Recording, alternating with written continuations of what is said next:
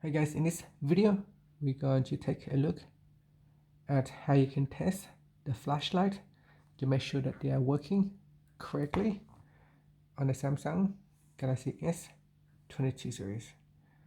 Now first, tap on the home button to go back to the home screen, and on the home screen swipe down at the top and tap on the settings icon.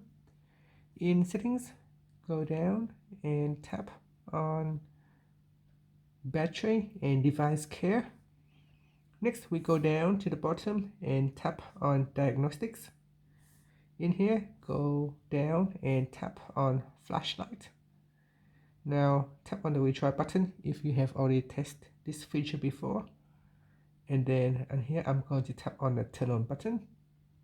So you turn your phone over and you check on your flashlight.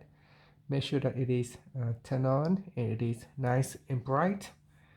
If it is working correctly, you can tap on the yes button and it will tell you that the flashlight is working normally.